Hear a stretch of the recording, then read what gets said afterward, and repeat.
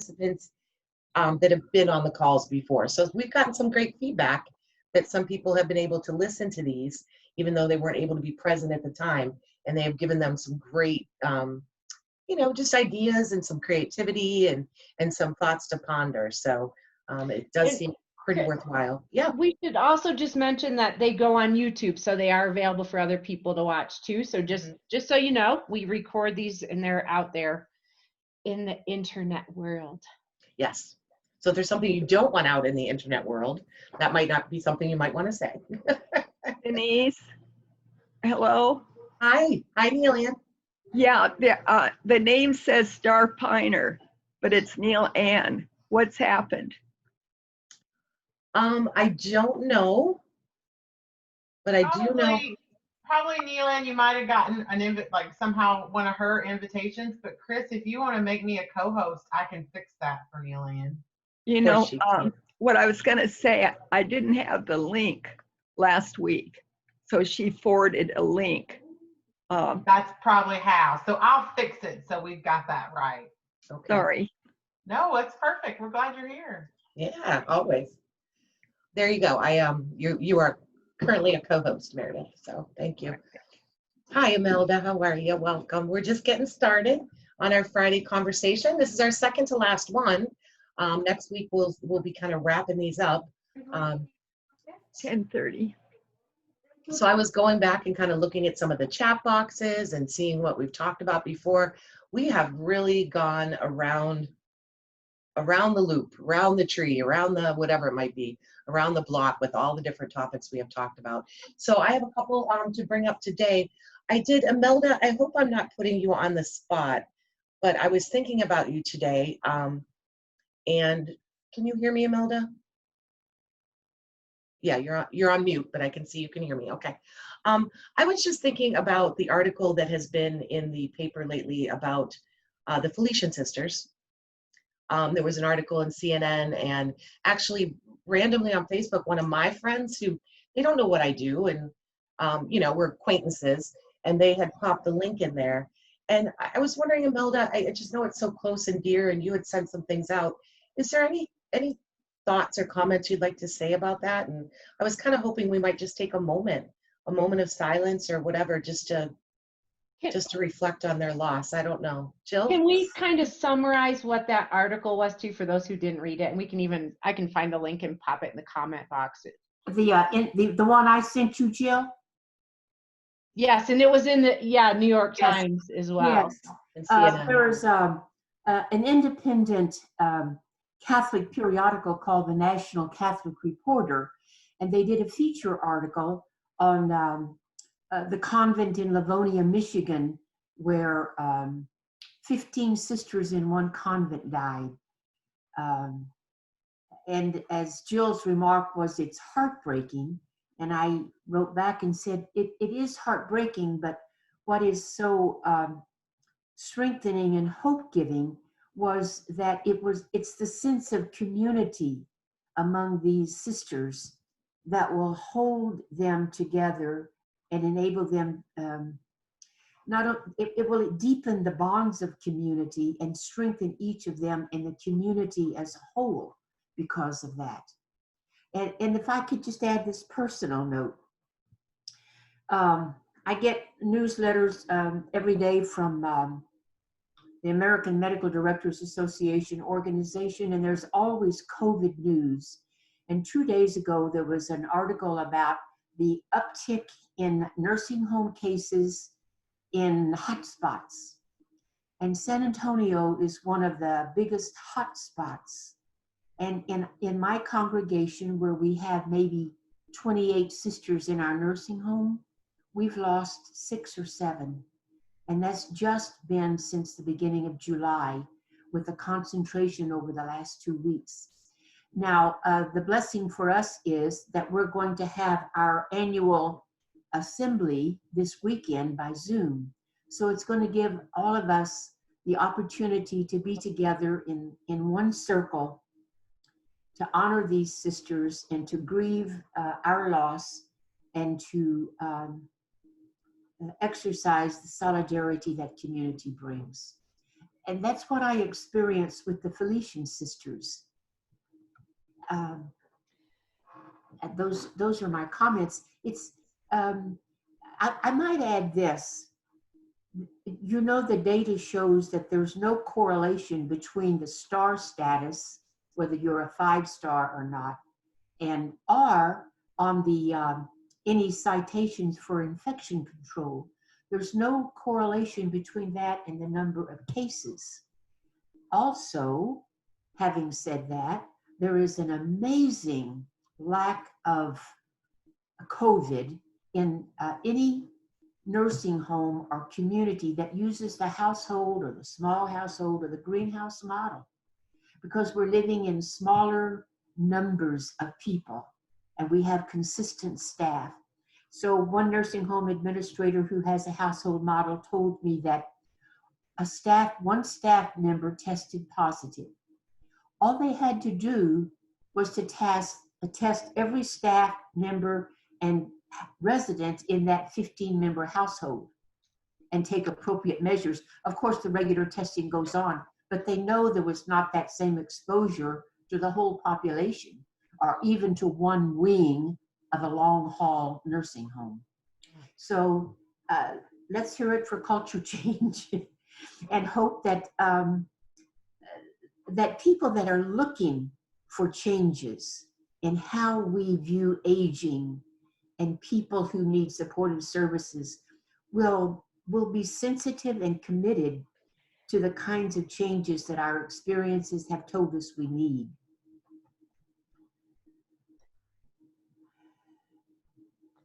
Chris, can I jump in really quickly?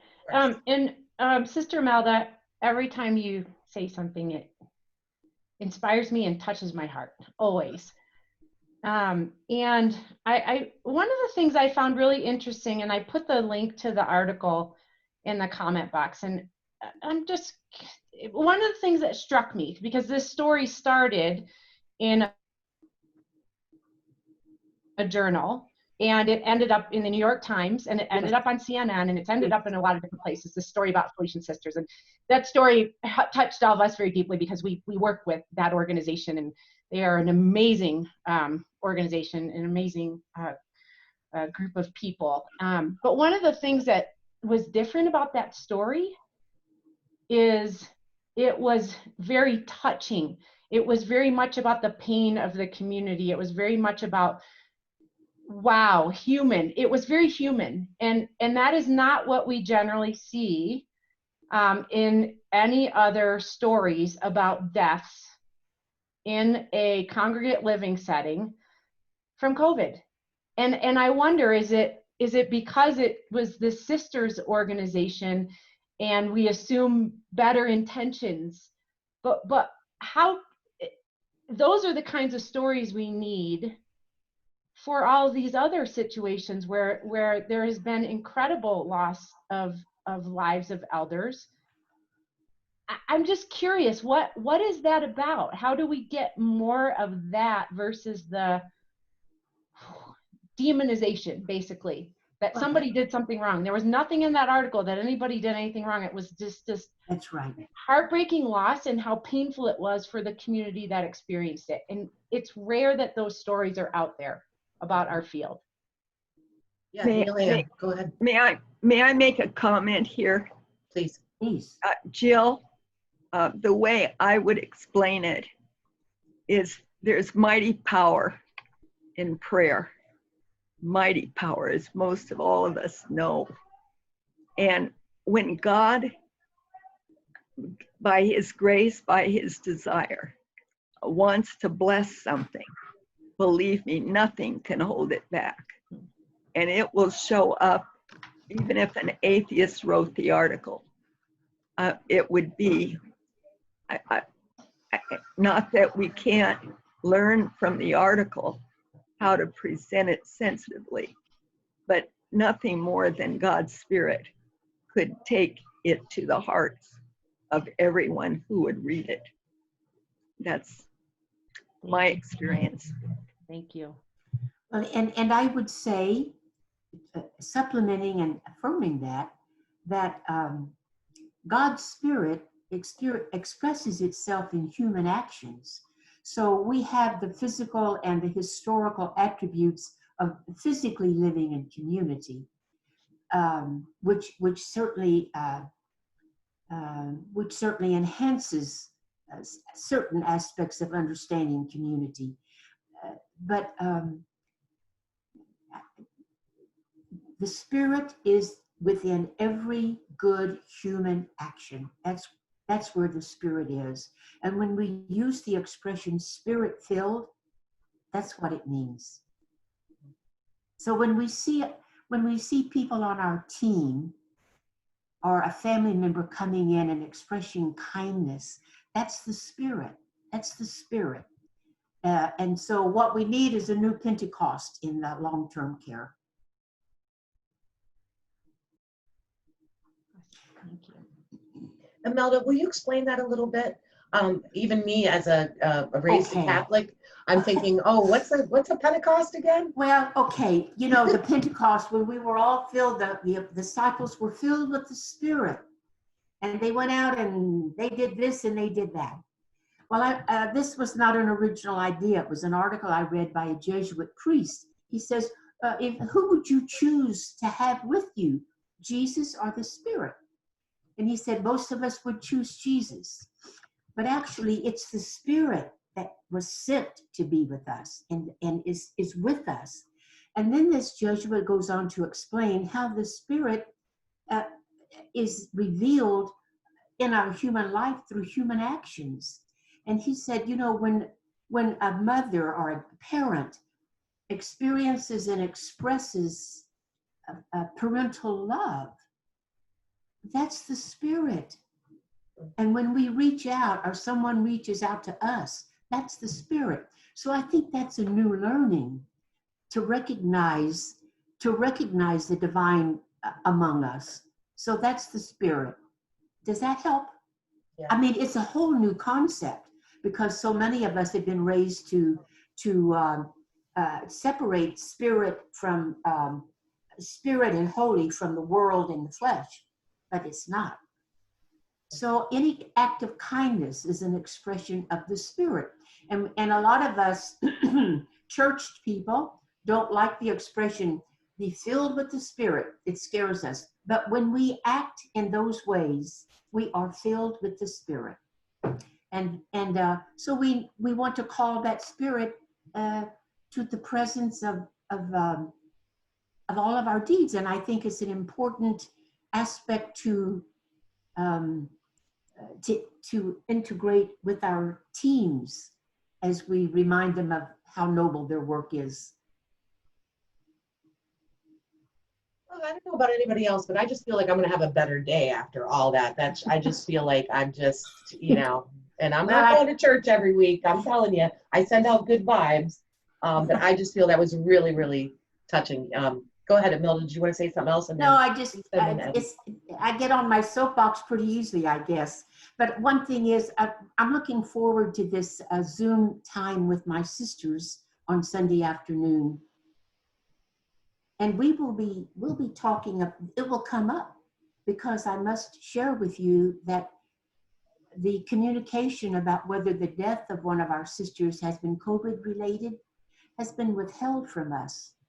And I've heard through the grapevine, it's because the sister in charge doesn't want to make us fearful. So we're going to talk a lot about community and what that means. That you are. Yeah, I think Lisa and then Evie. Go ahead, Lisa. I think we want to hold this space of kind deeds, and what we're really talking about is love and the spirit of love and making kind connections in relationship to one another, whether we frame that in a spiritual sense or we understand that in a different way. And Sister Imelda and Neil Ann just put that in such beautiful terms, and I agree with everything they said. But I think to hold that space and to bring that to our teams and to everyone that we come in contact with, we do need to understand my opinion is that the opposite of this love that we're talking about and this spirit that we're talking about of connection is fear. And that's what pushes that kind space away sometimes, or that's what we're battling in relationships and in the places that we work and where we come. And that's why sometimes we have so few articles that really dare to plumb the depths of human pain when there's loss, and why there are so many articles that are just sort of about the numbers. I think people want to have a sense of control when it comes to something as painful as the death of human beings and loved ones. And we want to feel like it can't happen to us if we can somehow control the numbers. As a bereaved parent, I can tell you that when my daughter died in a car accident, I can't tell you how many people responded to that by asking me, was it a drunk driving accident? Lots of people die in accidents that involve alcohol or drugs. I don't have a judgment about that, whether they were impaired themselves or somebody else was driving, but it really struck me that it was an odd question to ask of a parent who had just lost a child, and I wondered why they asked it. And I think it was because for them to ask that question meant that if it was a drunk driving accident, then maybe it wouldn't happen to their child, because that's a controllable factor. And the fact that my daughter died in a winter accident on black ice didn't really give them much comfort, because that's a less controllable factor for people. I think people just want to have some control or some sense of control over things, and that comes from fear. People who have a spiritual worldview have a different way of coming together in community to talk about death.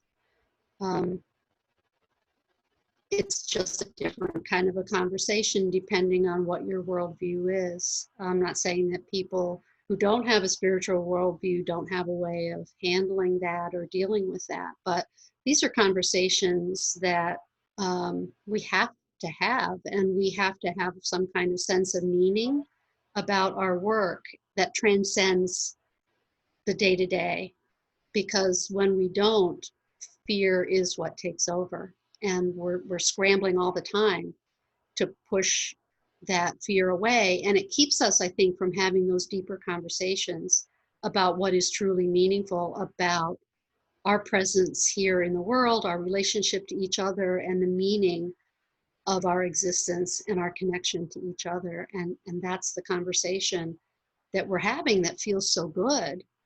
And we cheat ourselves of that when we let fear keep us from that. Wow. Wow. Thank you so much. And some people are putting in the chat box how powerful. Thank you for sharing that. And I didn't even know that, Lisa, about your daughter. I'm so sorry. I can't even imagine. Can't even imagine. Thank you. Evie.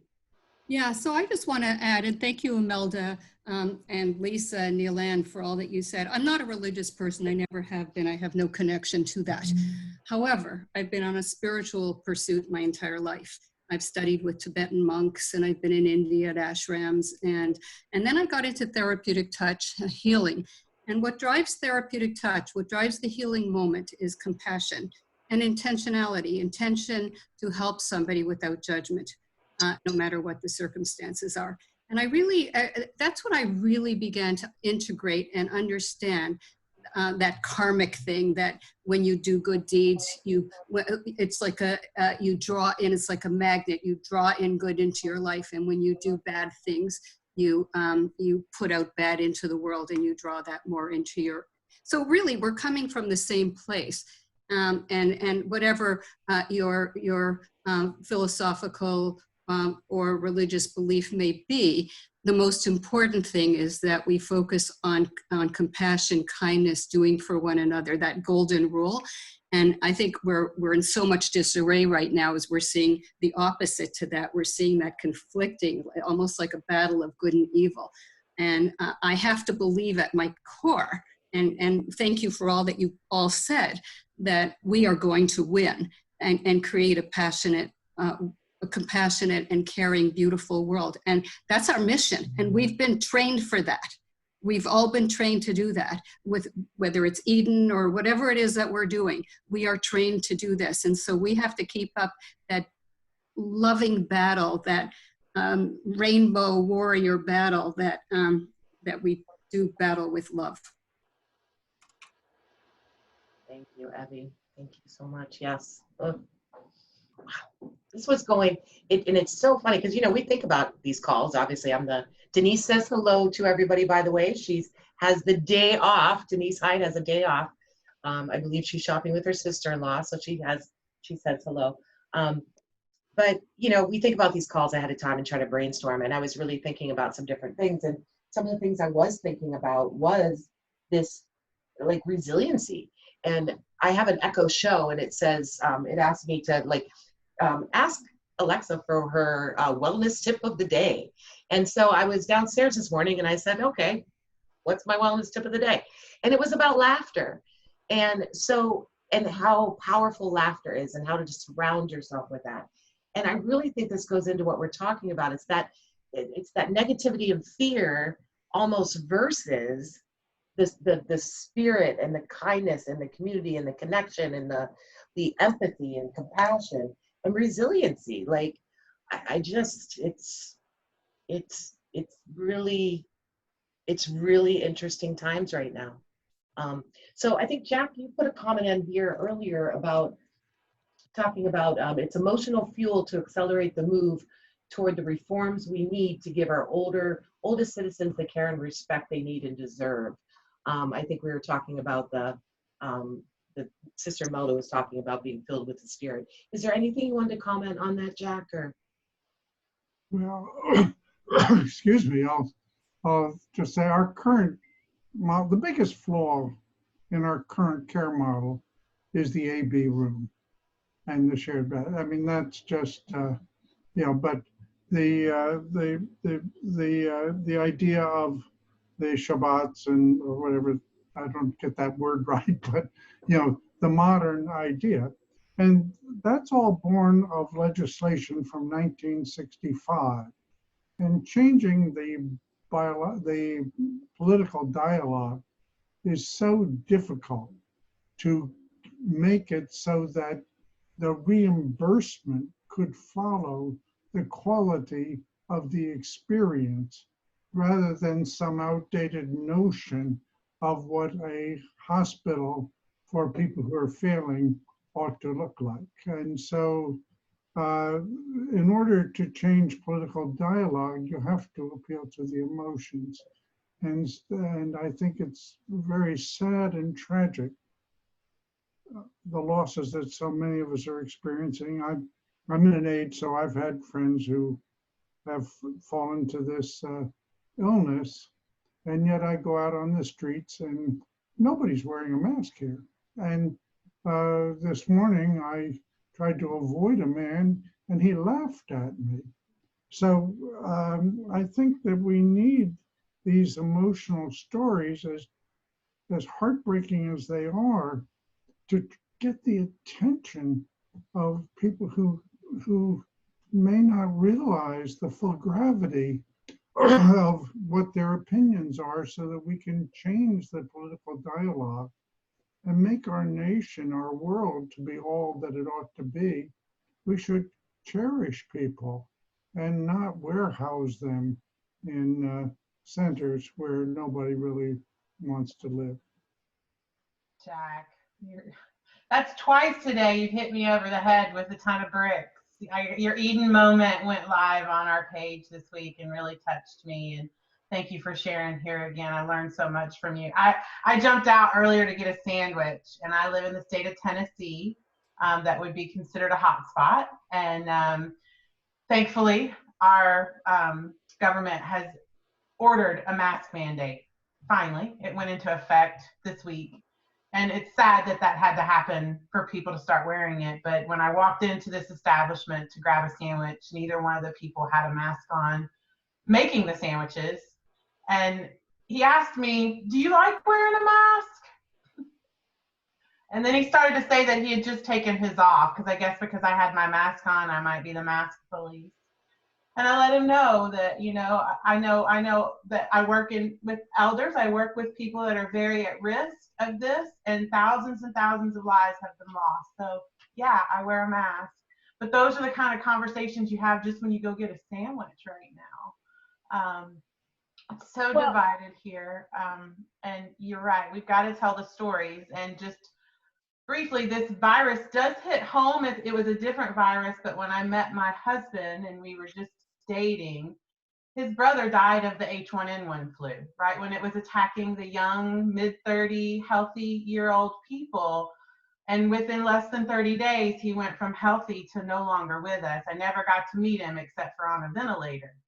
So this virus is very personal. So to see people just take no regard and have that personal story with something similar, not the same, but similar, it's like, you're right. And it's unfortunate that too many people have to get to that personal experience before they'll take it real, which takes us back to, Jill, what you said, that article bringing forth the personal experiences, helping make it real for somebody else so that they don't have to live with their loved one or their dear friend or their neighbor. Just my dad. Meredith, thank you for sharing that. And there was another article today that said that the rise in cases, I think it was Texas they were talking about, is because of younger people.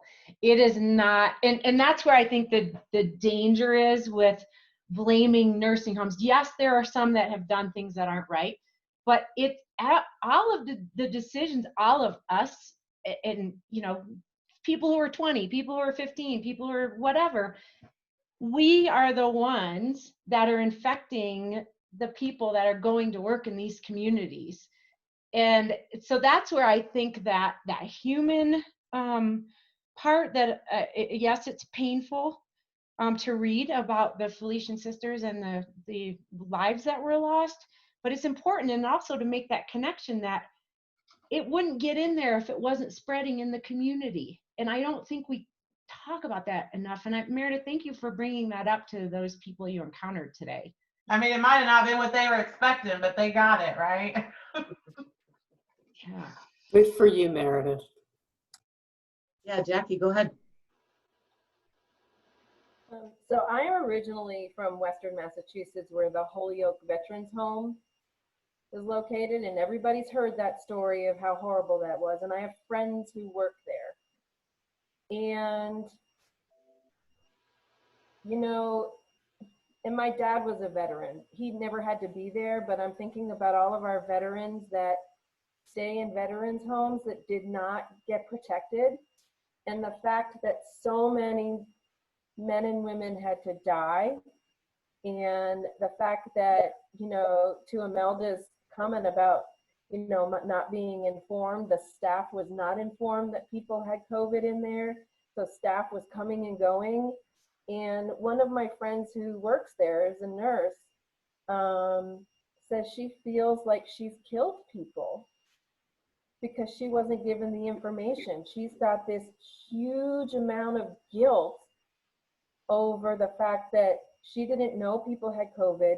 She caught COVID, was working until she was symptomatic, and she has no idea in her head or in her heart how many people she could have infected. And that's what's happening to our workers when they're not getting the information that they need. And there's this huge investigation going on up there, and hopefully they'll change some policies and procedures to keep people safe. But why do so many people have to die before some action is taken? And so the question also is, in these facilities and in these organizations where staff has been infected, is how do we, I don't want to say protect them from the guilt, but how do we help them navigate the guilt that they may have? That some of it is survivor guilt, and some of it is, oh my gosh, did I do this guilt? So how do we support people through that? that's going to be another big challenge that we have coming up. And so one of our other friends is having her come to her house in Maine this weekend, and they're going to hang out on the beach in Maine for a couple of days, and just kind of get her to rejuvenate and reconnect with nature. But she's going to have to go back to work and still have that feeling. So that's just another perspective on, staff that are dealing with these outbreaks. There's some guilt going on. Yeah. Anybody want to respond? Anybody have any thoughts on that? Thank you, Jackie. This is Lisa. I didn't realize I was still unmuted, so sorry about that. I hope I wasn't making weird noises. Nope, we tell you. This is where we need to know about trauma and what it is, how it works, and how to deal with it, because bad things happen to everybody. This is a hard time for everybody, and it's going to hit some people harder than others. And this is the kind of thing that's hitting a lot of people really hard.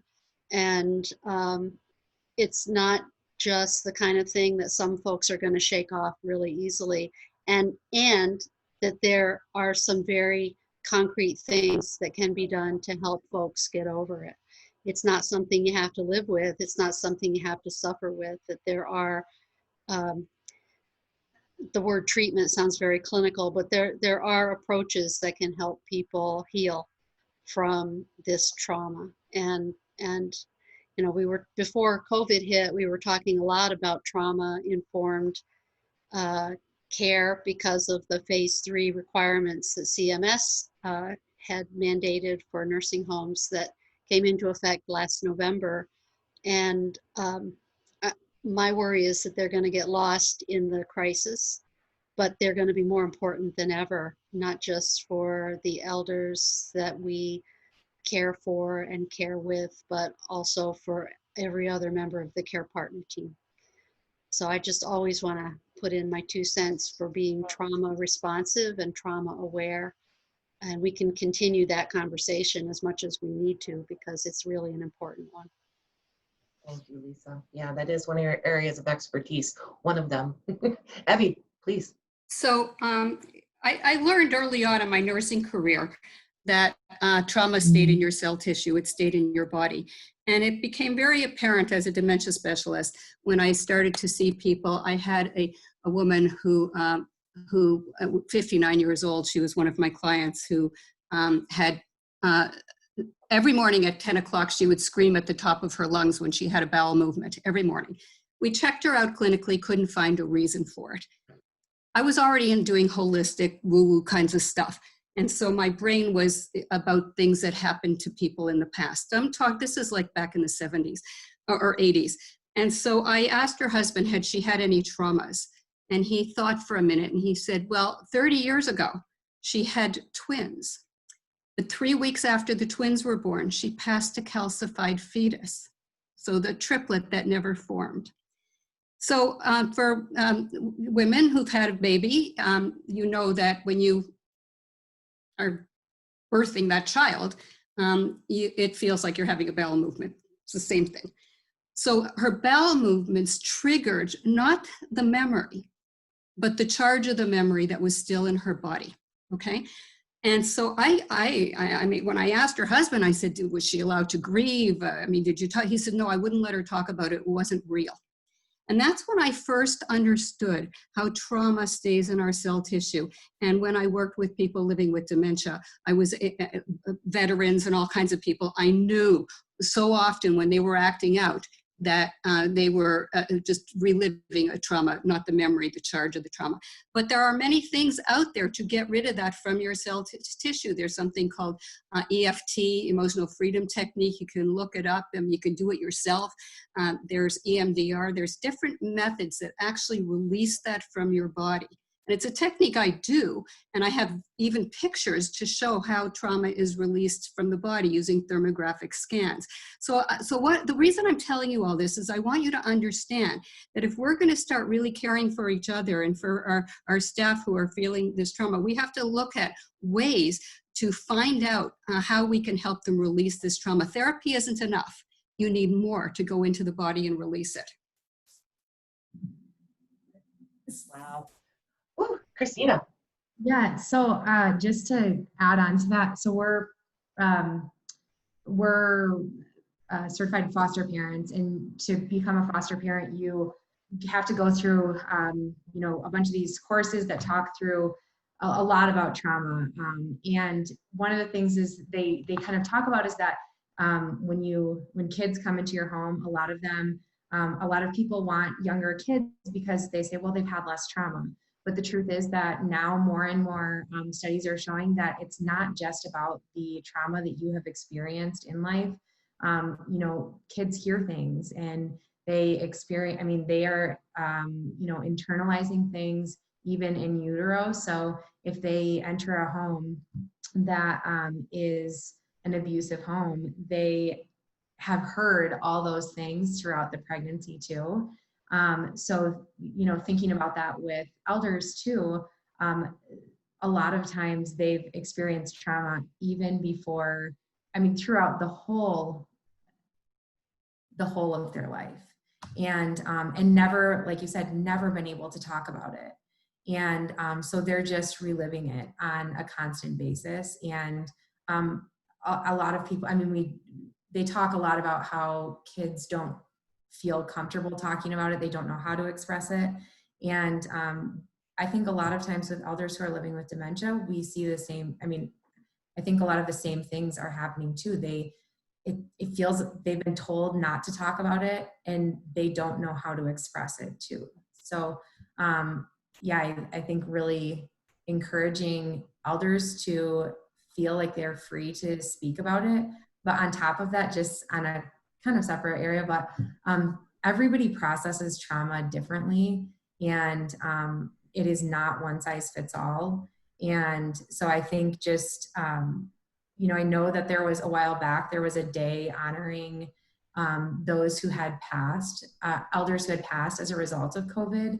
And we really talked a lot about that as a community to see, was that the right fit for us to honor the elders that had passed? And I think different communities need to heal in different ways. So just being sensitive of how each individual, each staff member, or each care partner, each family member, each elder needs to heal from this time, and the trauma that it has caused them looks totally different. So honoring each person and their journey. Thank you, Christina. Yeah, when I was thinking about the resiliency, I just thought of how different everybody's situations are. And I can say, like, my life hasn't changed that much, right? Aren't I lucky? I already work from home. My husband's working, I'm working. I just can't imagine people being to the point of how much more can they take? They don't have a job, their unemployment that they struggled for, that they waited forever to get. It feels like we're just getting to this breaking point. I don't know. Chris, can I just Laura, back please. on what you just shared? Yeah. I also feel like this is the challenge in part. There are a lot of reasons why people have misconceptions about mask use, and really thinking more from the perspective of common good than from, are my freedoms impacted or what have you. Because what you just said is so true, that the immense list of stressors that different people are under for different reasons, and all of them are valid. Like, while it's easier to wrap your head around, oh my gosh, someone's lost their paycheck, or someone in their life has died, and that feels big and really palpable. People just being alone a lot can be, as we well know, right, an immense challenge. I think this is impacting people's capacity to imagine, how can I take care of my fellow man? They're so overwhelmed with how to support their own needs and their own challenges and how to confront their stressors, that there's fatigue in terms of the ability to take in somebody else's pain or how to support it. I've just had several conversations with people who feel like they're so overwhelmed they can't handle it, like they can't even think about it. And so I'm curious about how this tumbles into the inability of people to say, I'm wearing a mask because I care about you, you know? Great point, Laura. Really interesting point. Anybody have any comments on that? Anybody offline that I can't see on camera that you want to pop in? Feel free to unmute yourself, and if you have any comments on what we've been talking about today. Karen, Chris? Yeah, Is it Melda. Chris? Yes. When Christina was talking about how elders may be going through this trauma, isn't that exactly what Naomi Fayol's validation method teaches? And I get a big nod from Lisa, yes, and Evie. So it's a really, really wonderful method if you're not familiar with it. And thank you for that, Christina. It's a way to help them work through that. So if I can jump in and add to that, what helped that woman, I'm a validation teacher, what helped that woman that I was talking about was validation. And within 1 week, she was having bowel movements without screaming. I forgot to add that, but thank you, Imelda. We are clearly connected. Yeah, I feel a lot of connections on this call today. Thank you, everybody.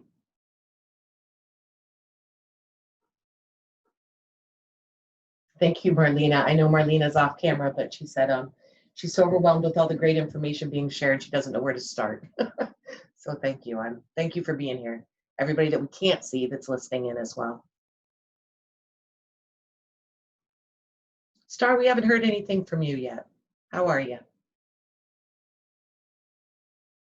I am doing very well. Thank you for asking, Chris. I really appreciate that. I'm glad you said something about Star, because we actually have something to celebrate today. If you We do. What is that, Meredith? What is that? Birthday. Not a birthday. Whose birthday could it be? Birthday is today. Whose? Neil Ann has a birthday today. Oh, yay! On your birthday. What should we do? Should we do a little quick song? Can we I sing? think so. I think so. You ready? Here we go. Happy birthday to you. Happy birthday to you. Happy birthday, dear Neil Ann. Happy birthday to you. That's really nice. Wait, let me follow up with this one. Remember when you prayed for Scott last week? I don't know if you remember the man that's MS. Well, whatever the reason, I got in there and I take him music on my Logitech speaker and he'll sing. He can't, his voice is extremely weak, but he makes the effort. And I said, Scott, did you ever sing in a choir? And he said, yes, with his head. I said, were you a baritone or a tenor? And I could hear him say tenor. I said, you know what? What if you had a radio? Do you think you'd like that? He's got a television, but he doesn't watch it. And after his effort to be able to say yes, I said, okay, we'll get one. Well, I didn't know where the money was going to come from, but birthdays, my sister gave me $150. Believe me, she's not wealthy, but what a gift. Well, last night I bought this transistor, took 60 something, and it's perfect. It's got an AC cord because nobody would ever change the battery. But I'm really, really grateful. So I had to drive down there. So thank you for prayers. And I don't know how many days he'll be able to use it, how many months, but at least he's going to be happier. So thanks, guys. And I really do love birthdays. Our family, we're crazy about birthdays. We always made it a big deal. It's the only time in your life you're going to be 79, you know. So, okay, we'll celebrate. So thanks. And Star, you're a rascal for telling it. Yeah, that was passing along privately in the chats that you can't see that it's your birthday. Okay. Lisa, is it your birthday too? Lisa Kendall? Oh, okay. I just saw you get excited when we said birthday, and I thought, is it Lisa's birthday too? No, I just love celebrating other people's birthdays. Oh, lovely. Me too. Yeah, someone will ask me what my favorite holiday is, and I'll be like, my birthday. Hello. Yes. Oh, what wonderful conversation. I did kind of open it up to anybody that's not on camera. Is there any comments from behind the scenes that you wanted to share? You know, Eva, you're on here. Chris, let me just say quickly, in the chats, I did list some great resources. The All Around World's Greatest Book on Trauma that lists all the different treatments and the approach and everything you need to know about trauma would be Bessel van der Kolk's book, The Body Keeps the Score. I put that in the chat room, and a tremendous, huge study on childhood trauma and the impact across the lifespan, and a lot of people who are living in nursing homes and assisted living right now who are living with a lot of chronic illness could be adult survivors of childhood trauma factors, and many of us, childhood trauma is ubiquitous. So the Adverse Childhood Experiences, or ACE study that came out of Kaiser Permanente and the CDC, I listed that in the chat as well. So if you just looked at those two things, you would have a ton of information about trauma and its impact. And anybody can feel free to contact me for more information. I've put all this stuff together. So, and it sounds like we have a lot of other folks with a lot of interest too. Evie is a great resource. So let us know what we can do to support your practice. Thank you. Thank you so much. Could I ask a question? Yeah, please, Imelda, go. Might I ask you, Evie, could you tell us how you dealt with that woman and how you were able to ease that conflict within a week? So she had no memory of it. Yes. You know, she was that early lady with an early onset Alzheimer's. But what validation does is to validate the feelings. So she would be screaming, and I taught my staff, I had consistent assignments then before I even knew it was such a thing. So I taught her particular care partner how to do it. And so it would be, this is so hard. So she'd be on the bath toilet screaming. And I'm going back to the 80s, so I'm trying, I'm sort of improvising here. This is so hard for you. You are so frightened right now. This is terrible. It hurts you so much. And that would be the opening. And when you validate, you have to really listen to what they say and then repeat back or rephrase what they've said. But again, you have to be very centered, very compassionate, very touch if you can. And actually, she, after I think a couple of sessions, she would calm down, she would talk, she would cry, and then she remembered. And when she remembered, she was able to grieve, and she was able to cry. And when she cried, it changed everything. And then she never screamed again when she had the bowel movement. So the bowel movement was the trigger to that charge of the memory in her cell tissue, because it wasn't really in her conscious awareness. It was a fascinating moment. Yeah, I've been screaming since the 80s to all kinds of doctors. We've got to be dealing with look at the trauma. And now you have trauma-informed care in the US, and it's wonderful. Thank God for that. But we didn't back then. So. Lisa, I don't know if you saw in the chat box. You did? Marlena was asking? Okay. You're muted too. If you're. Yeah, I'm not sure who else does them specifically for long-term care or for elders. I would say just for trauma, PESI, P-E-S-I, does good trainings, and they do have trainings on trauma. I did a webinar about a year and a half ago for the Eden Alternative, a 2-part webinar. We have had conversations about putting that on the new Evolve learning system. I'm not sure where we're at with that, so we can kind of stay tuned for that. I'd love to see that webinar up, and we have talked about that. So we'll see where that goes. So there was my answer. I was just typing that up. Okay. Oh, I jumped. You were typing. Yeah, that's okay. Thank you. Thank you for asking. Yeah, absolutely. Well, we have about 9 minutes left. I did want to bring up a challenge that we had talked about a couple weeks ago, and maybe we can touch on this a little bit next week as well. But Jenny, who I notice isn't with us today, I found out that Fridays are her day off, actually. So she always joins us from home. So I don't blame her for taking a day off. Geez. So Jenny Dill had brought up that she was working on something for the 150th day or the 200th day of living with the COVID-19. So and she really, so Denise was kind of talking about, is there a way to put out some kind of message? So we've really talked about these stories and how we need to share that emotional side of it, which really got me thinking today about a project like that. And I'm kind of wondering, I think it is a really interesting point that these nursing homes and congregate living situations are getting a bad rap.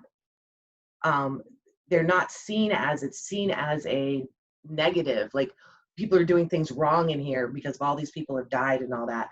So how do we flip it and share these kind of emotional stories? And I was wondering, so it'll be on September 27th, that would be the 200th day.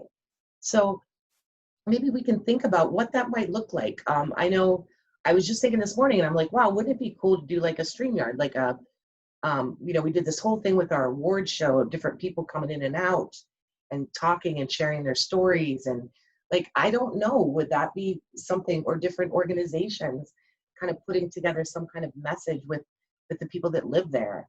What does this look like to get that word out to the public of the realness and how this has affected us, and people living in situations together. I love the idea of quarantining that was brought up, I believe, in this call, or another one of the calls, where if we do get a second wave, people are going to intentionally have a little group of people that they're going to quarantine with so that they have some company. And immediately a couple of people said, well, we can't do that. We're not allowed to do that. So much like Star, who inspired me and said, what was one thing that you wish you would have done? And she said, I wish I would have spoke up sooner. So all those different stories and all our different conversations that we had, how do we share that? Or is there different ways for different people to share them? Or is there a call to action that we want to put out? Like I said, we have one more call, so I don't know if that's something we want to think about for next week. Does anybody have any thoughts on that? Jill? Jill just put in the chat box, Sonia Barsness has started a blog collecting the stories of elders' lives lost during the pandemic.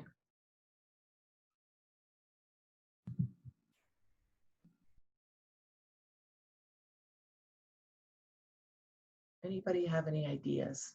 How do we get that word out? Yeah, Evie?